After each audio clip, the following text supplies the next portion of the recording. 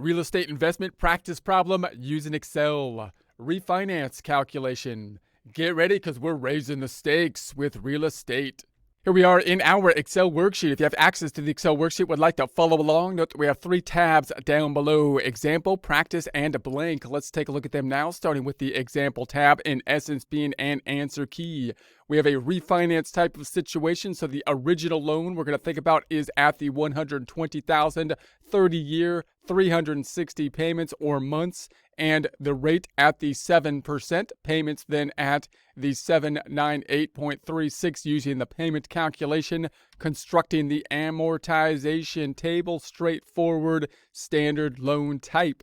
Then we're going to assume that we have the opportunity to refinance after the 15-year point. So we're going to have to decide where we are at with regards to the loan. 15-year on the refinance. The rate, we'll calculate the effective rate to help us decide if this is a good idea or not. We'll take into consideration the fees for the refinance as we do so. Then we'll make our amortization table. We'll also discuss the IRR calculation to think about our return on investment. And we'll think about whether or not we sell it after 7 years instead of waiting out the 15 years. What's the impact on the investment or IRR at that point? Going to the practice tab, we got some pre-formatted cells in blue, so you could work through this practice problem with a little less formatting necessary. Going to the blank tab, we have our information on the left-hand side, and we're going to then populate this on the right. So we're starting off with the loan. The loan's at $120,000. We got the 30-year loan, 360 periods. Then 7% is the rate. The payment calculation, the 798.36. We then calculate our amortization table, and we can see, of course, that it gets fully amortized at the end of the 30-year time frame, represented by the 0 on down below. We're going to assume then that we can refinance after 15 years. So fast forward in our story, 15 years, and we would be then like right there at the 8.823. So I'm going to make that green. And we have the opportunity to refinance. Rates went down, we're imagining. That's why we have that opportunity. And we're going to say that it goes down to 6% from the 7%. So it's going to cost us $2,500, we're going to assume, to do the refinance. So is it a good idea to do it or a bad idea to do it? To think about that, let's copy our table. I'm going to put my cursor on A to I, AI. No, I'm not AI here. I'm a person. But we're copying from A to I, the columns A to I. Right-click and copy that. Putting that in column K, right-click and pasting it right then and there. Paste it on down. And then we're going to say that the loan amount, which I'm going to put up in the home value just so it calculates through, but it's really just the loan amount, is the green thing that we got down here. That's where we were left off after the 15 years last time. There's 9 years. It's way down here. I could scroll faster. There's the 88,823. So that's going to be our new loan. That's not a home purchase now. We're refinancing the loan. So we're basically taking out a new loan, paying off the old loan, hopefully getting a better rate for that. So we got so it's not a home value. I'm really focusing in on the loan amount here. So then we're going to say it's not going to be 30 years anymore. We're just going to refinance for the remainder of the loan term, which is 15 years. 15 times 12 is 180. The rate we're going to change to 6% from the 7%. Our payment calculation, let's just recalculate that down below just to practice the payment calculation. Straightforward calculation. It'll simply be then equal to the PMT shift 9 rate is going to be that 6%. We'll divide that by 12, comma. Number of periods is going to be then 15 times 12 or 180, comma. The present value is going to be that 88823 and then enter. So there we have it. Let's make it a positive number by double clicking on it. I'm going to put the negative before the P.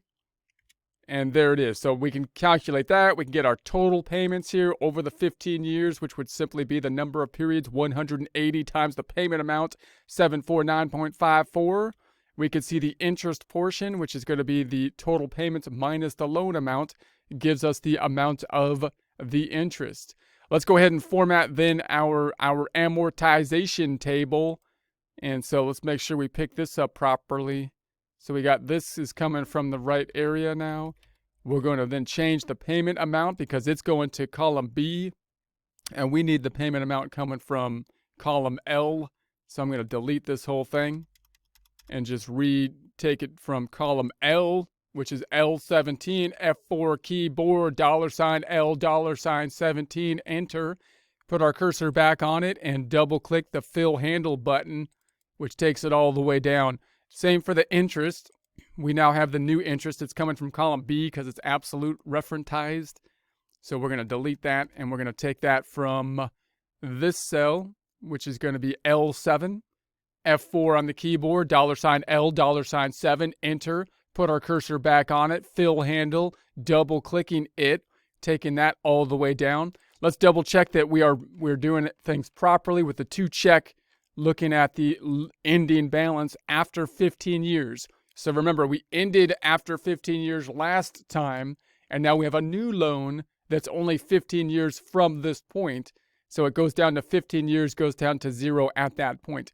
Because we copied the entire table over and there's 360 periods or 30 years, then you have negative numbers past that point. You could delete those parts of the table and so on, but it shouldn't really bother us for our calculations here. So I'm just going to leave it as is. Going to scroll back up top and say, okay, well, that's good. How about the effective rate? Meaning if I can I roll in the costs and roll that in to see if it's worthwhile to do. So if I'm going to put here, I'm going to put the fees.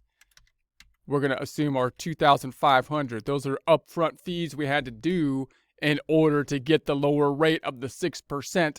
Let's do our effective rate calculation then and see what that works out to be. Rolling this is kind of like the APR calculation rate. We're going to take the number of periods, which is going to be 180, comma, the payment's going to be that 749.54, comma, the present value. The present value is going to be the 88823, and then we're going to subtract out the fees that we have right here. So we're going to subtract out the fees. That's the twist, because if we didn't subtract out the fees, we'd get just to the 6%.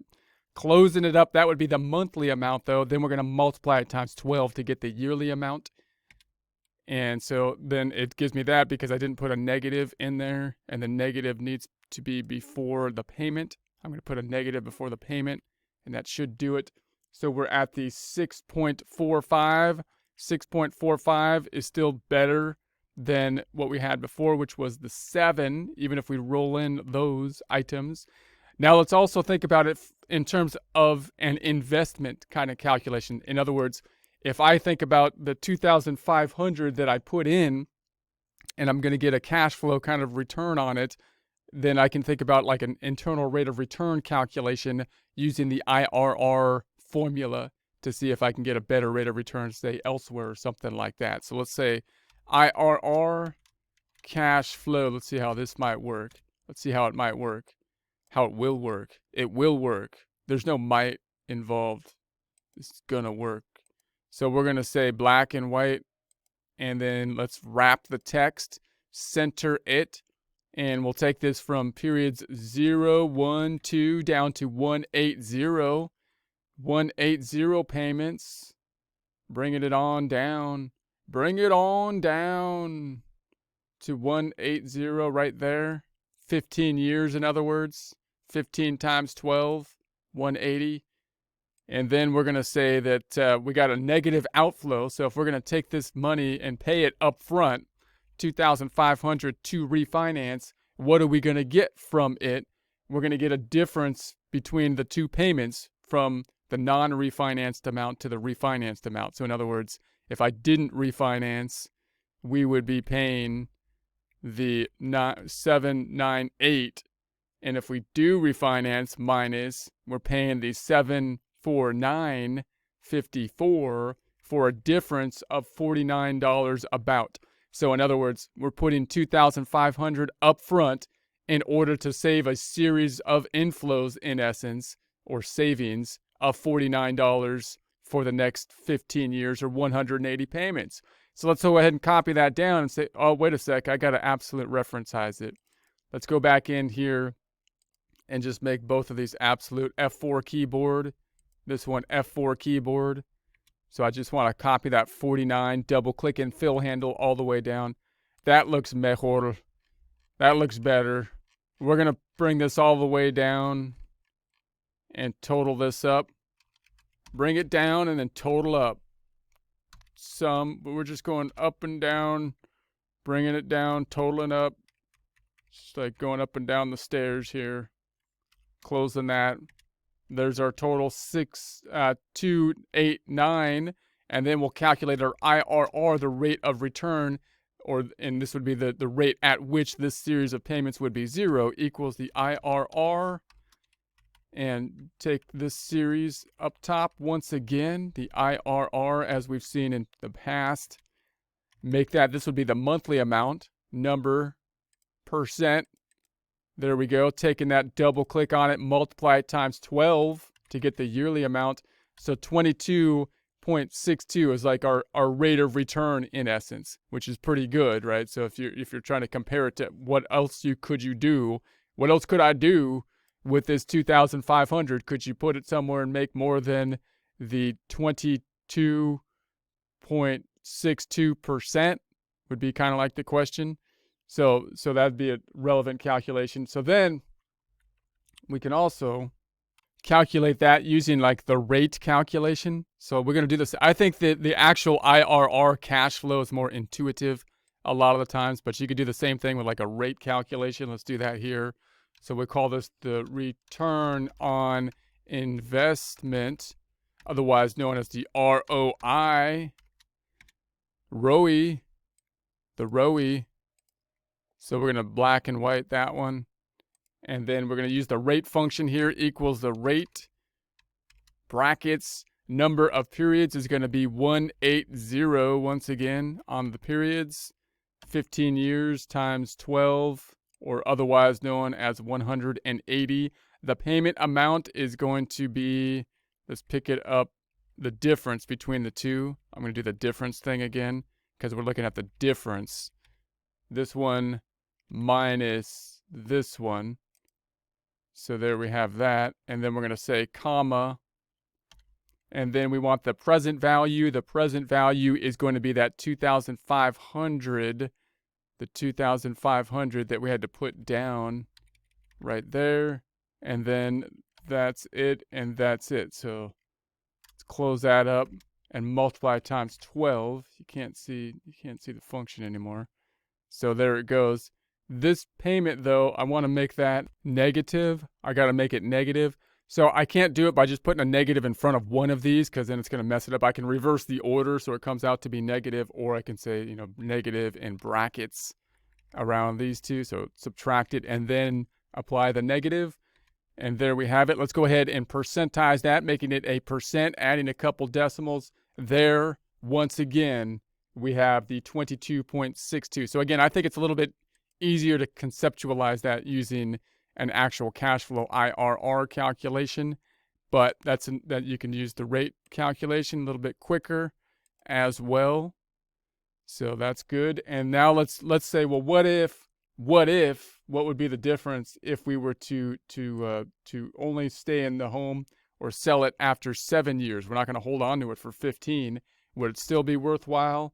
What would be the impact on the ROI, the ROE?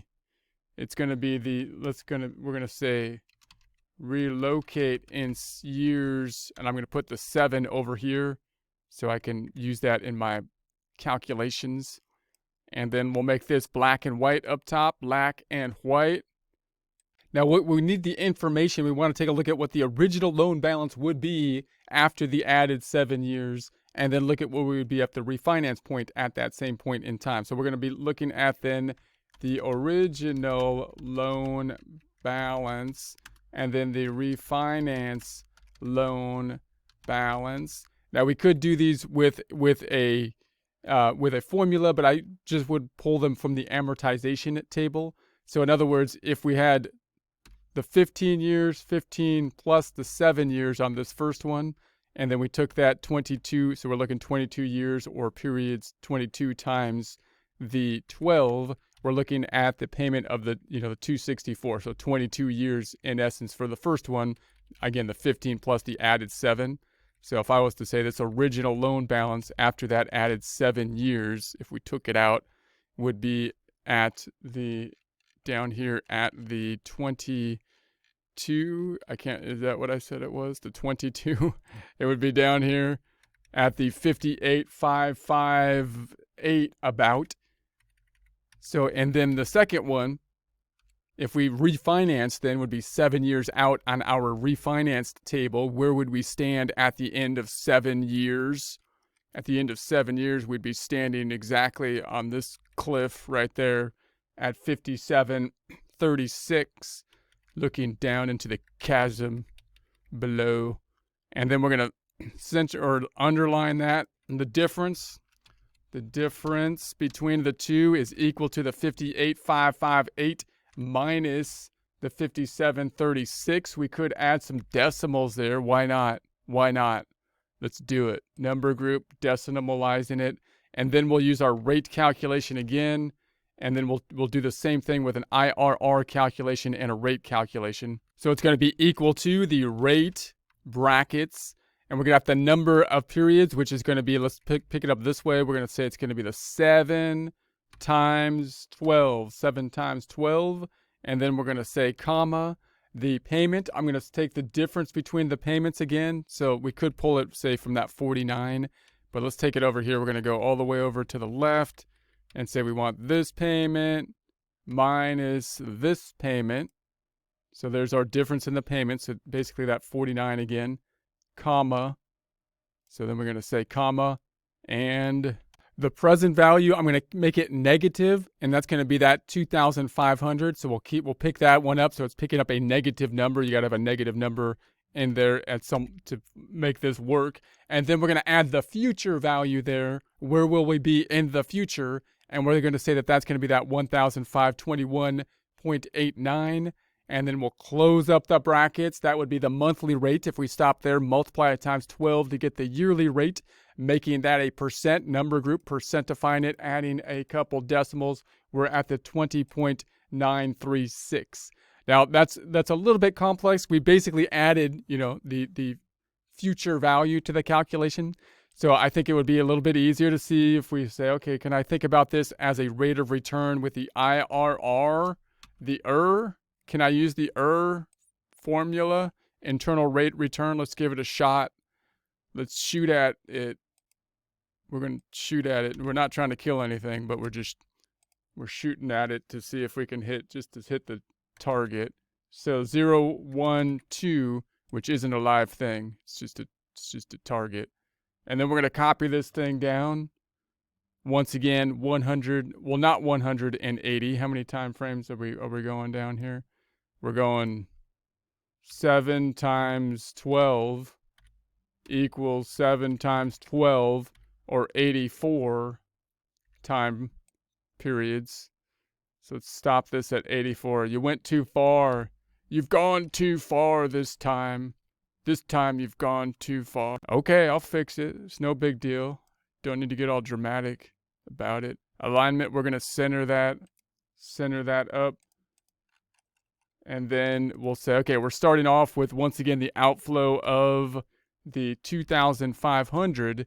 And then we got the difference in the payments again. So we've got the investment upfront, 2,500, the $49 payments all the way down. That's the difference between the payments. Same calculation. We'll double click that on down on the fill handle. And then at the bottom, though, we've got a twisty.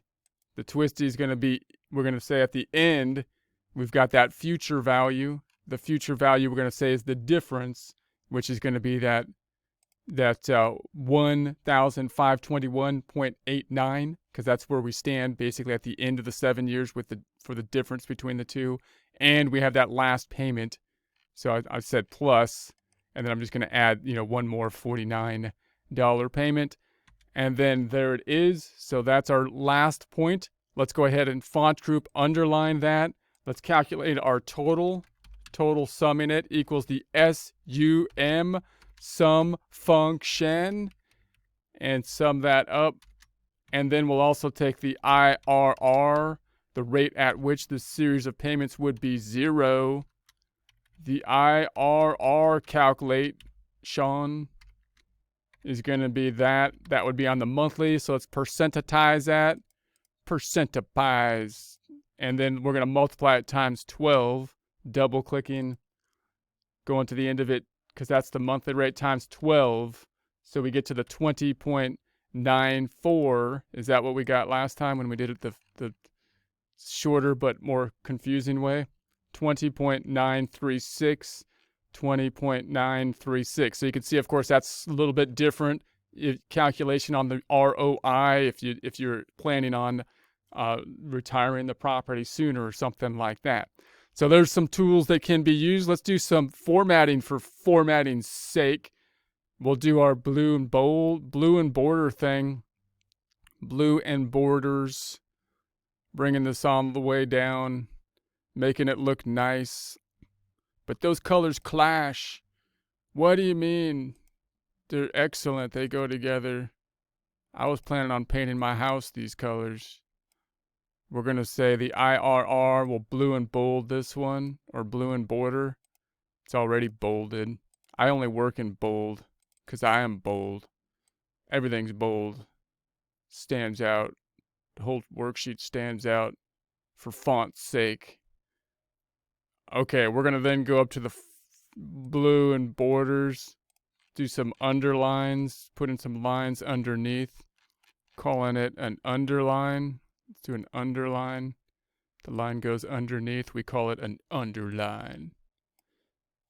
All right. I think that's pretty good. Let's make these all the same. Holding down control with these columns so I can make non-adjacent columns all the same width, like so, like so.